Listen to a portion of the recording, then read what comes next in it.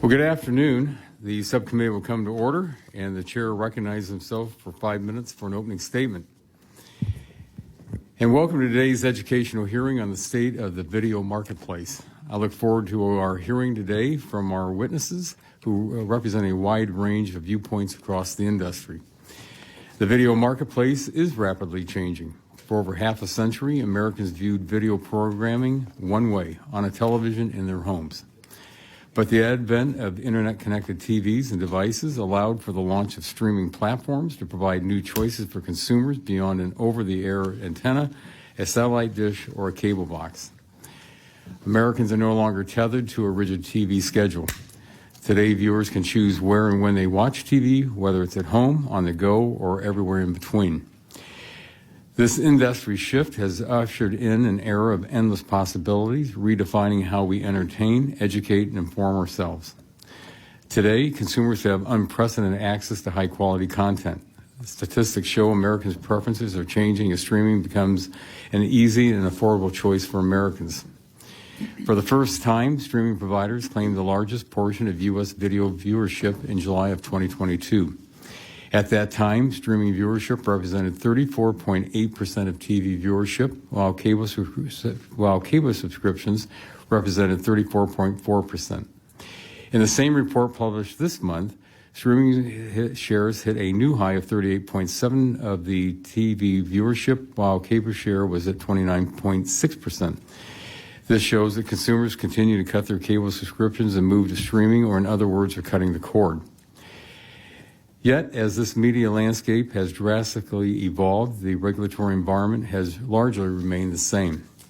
The Cable Act, which is over 30 years old, still provides the bedrock framework for TV regulations today. Burdensome regulations, including media ownership restrictions, retransmission consent, and other must-carry requirements, are just a few of the regulations constraining cable, satellite, and the broadcasters. With the introduction of streaming services, we must resist the temptation to impose more regulations in a competitive, innovative industry. The largely unregulated streaming marketplace has allowed platforms to flourish and to negotiate deals to provide Americans with unprecedented access to content from local broadcasters, television shows, movies, and other content. Rather, we should focus on deregulating an overly regulated industry instead of imposing archaic 1990s-era regulations onto a new and vibrant industry.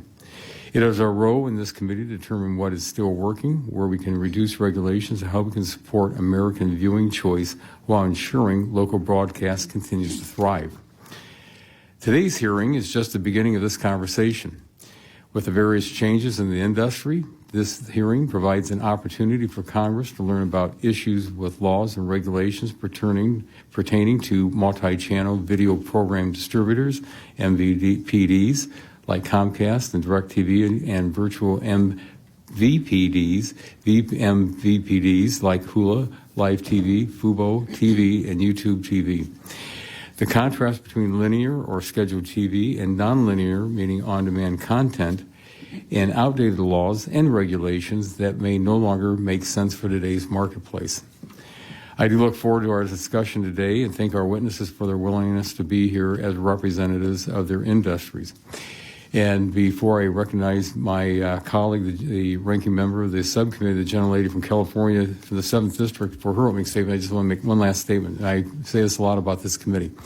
In our opinion, this is the greatest committee in Congress, the Energy and Commerce Committee.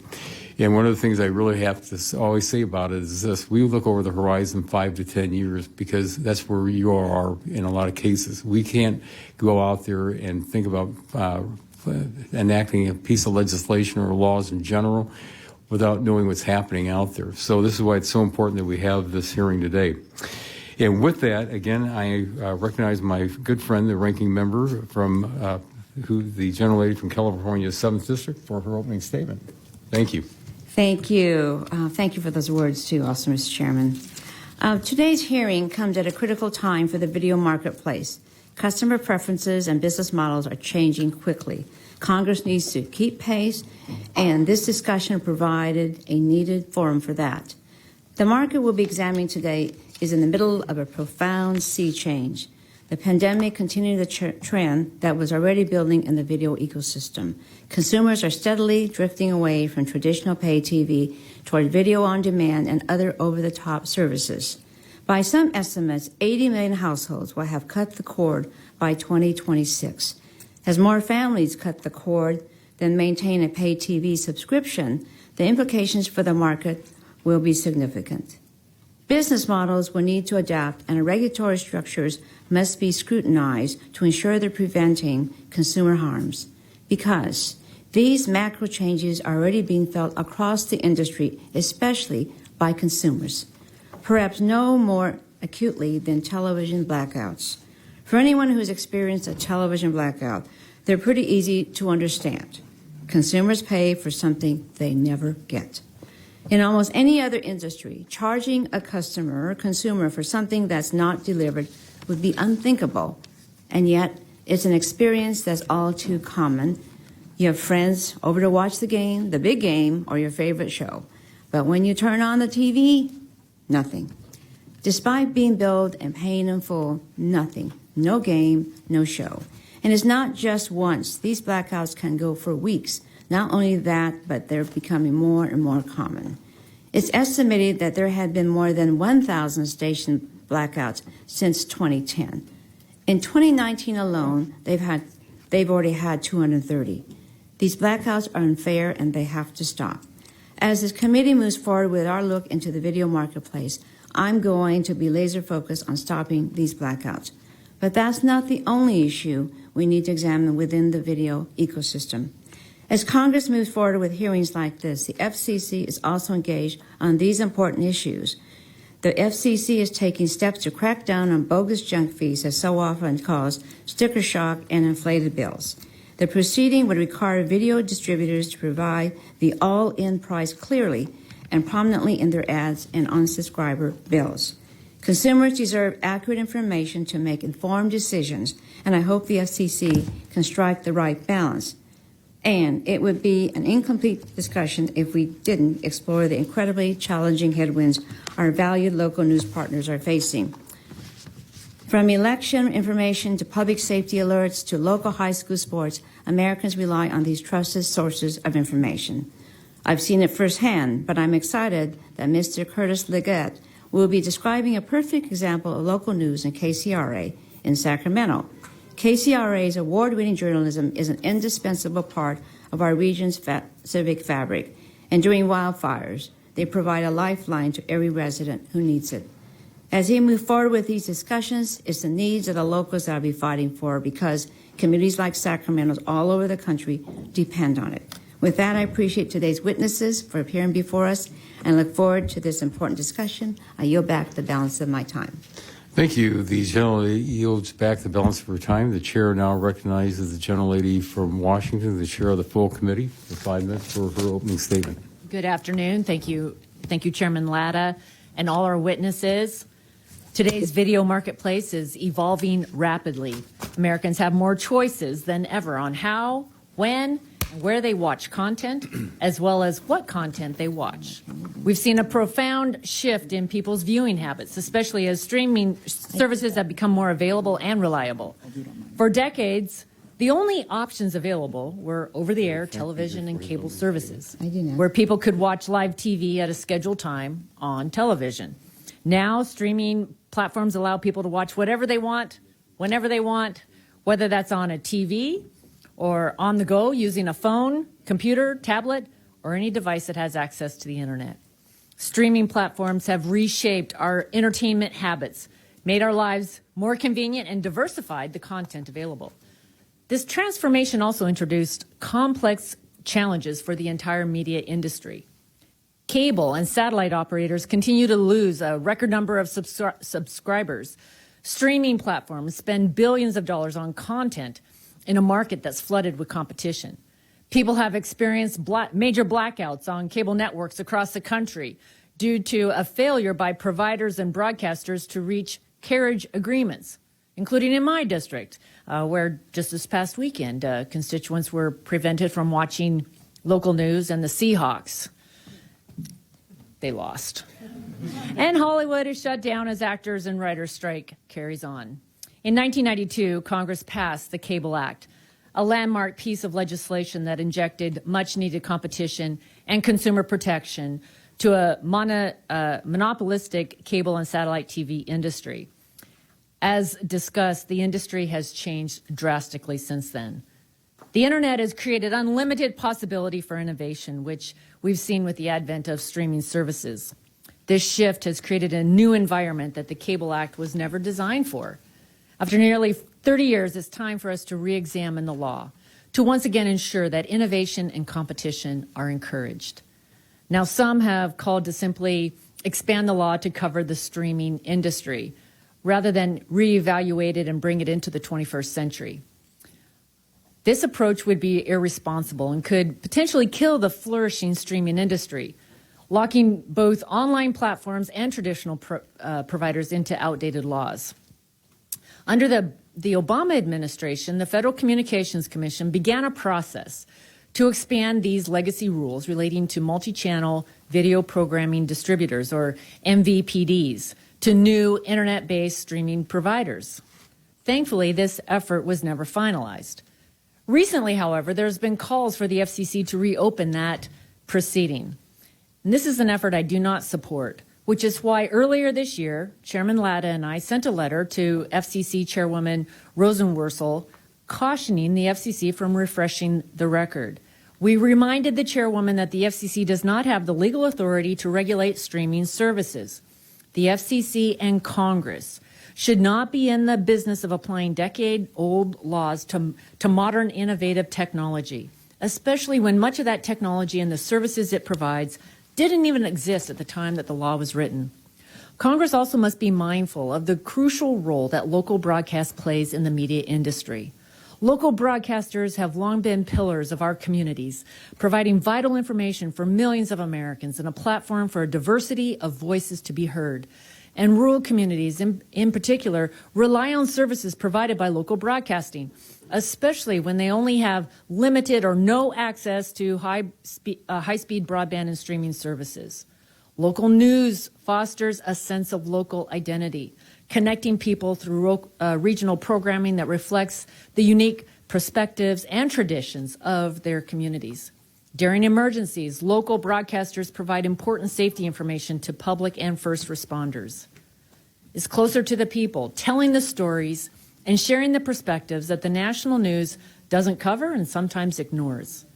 As the industry changes, we must be sure that the local broadcast is preserved. Today's hearing will provide expert insight into the evolution of this market, as well as steps Congress can take to ensure outdated regulations do not hinder innovation and competition. I look forward to the discussion today. Mr. Chairman, I yield back. Thank you very much. The gentlelady yields back, and the chair now recognizes for 5 minutes the gentleman from New Jersey, the ranking member of the full committee. Thank you, Mr. Chairman. We're here today to discuss the ever-changing video marketplace, a marketplace that has been experiencing an ongoing transformation in recent years. These changes are dramatically impacting consumers' options and the prices they pay to view the programs and content that they want. It's hard to believe, but there was a time when a discussion of video programming brought to mind a family gathered around a boxy television with rabbit ears that on a good day could get all three major television networks. But today, there are a lot more options, and we can now scroll through endless channels. We get through either a cable or satellite service or through subscription services accessed through the internet. And while the delivery mechanisms differ, at its heart, it's really all the same. It's us watching a video screen, consuming news, sports, art, and entertainment. And judging by recent surveys, we do a lot of it. In 2022, American adults spent more than 6 hours a day watching video on over-the-air broadcasting, cable, satellite TV, streaming services, and social media sites. In some ways, there's never been a better time to be a consumer of this video content. Numerous options mean competition, lower prices, and more awareness of what consumers want. Distributors are buying unprecedented amounts of content, generating more opportunities for content creators who are women and people of color, and creating more diversity and choice for consumers. And new competitive streaming services have offered consumers the promise of saving money by only paying for the content that they want. But while the industry remains robust and consumers have largely benefited, new players in the market disruptive technology, changing business models, and outpaced statutes have dramatically altered revenue streams. And all of these forces have created a precarious moment in which it isn't entirely clear what the future may hold. Unfortunately, we're already beginning to see market consolidation, rising prices, junk fees, and disappearing content. And consumers are beginning to experience subscription fatigue as they spend upwards of $100 a month on multiple services to get access to all of the content they want to watch. Television blackouts are rampant, and content creators that are finally getting a chance to tell their stories are finding that new gatekeepers and take-it-or-leave-it deals are impacting their ability to make a living. Moreover, we can't forget that the backbone of all of this is broadband internet access. Unlike our old cable bundles or free over-the-air broadcasting, access to these new online video services requires a separate subscription to high-quality, reliable broadband. Unfortunately, the digital divide persists, and whether due to affordability or availability, a broadband subscription often remains out of reach for many families. And that's why programs that Democrats have championed, like the Affordable Connectivity Program and the Broadband Equity Access and Deployment Program, are so important. They offer so much promise to truly unlock these innovative video services for people across the country who simply did not have access to high-speed internet, either because they could not afford it or simply it was not available where they live. And we should all keep this in mind as we discuss the positive impact these programs are making on American families around the nation. We're also challenged in the shifting video marketplace by a changing information landscape. Americans still, by and large, depend on broadcasters and cable for trusted local news, safe children's programming, live events, and emergency information. And newer online streaming services still rely on traditional channels to offer this important content to consumers. What's more, as consumers increasingly turn to social media and online platforms that host user-generated content, we've seen a dramatic uptick in misinformation, disinformation, and content harmful to children. And this troubling content blurs the lines between fact and fiction, erodes consumer trust, and jeopardizes our democracy, in my opinion. So the evolving video marketplace is complex, and amidst this uncertainty, it's more important than ever to put consumers first and make sure they're not being ripped off by these companies because of high prices and junk fees. My focus will remain on consumers and the timeless principles of competition, localism, and diversity in the Communications Act. And while our statutes and regulations have clearly not kept pace as the media landscape has changed, the solution is not to throw it all out, give up any oversight, and abandon consumers. Instead, we must remember why these statutes and regulations were enacted in the first place, and only then can we decide how best to carry these values forward on behalf of American consumers. So I look forward to the discussion today. I think it's an important hearing. And with that, I yield back the balance of my time, Mr. Chairman. Well, thank you very much. The gentleman yields back. And at this time, I'd like to introduce our witnesses for today. Mr. Curtis Leggett, the President and Chief Executive Officer of the National Association of Broadcasters. Mr. Grant Spellmeyer, President and Chief Executive Officer, ACA Connects Americans Communications Association. Mr. David Gandler, Co-Founder and Chief Executive Officer of Fubo TV, Inc., and Mr. Jonathan Schwantes, the Senior Policy Counsel for Consumer Reports. And I want to thank you again for all being with us. I want to also take a quick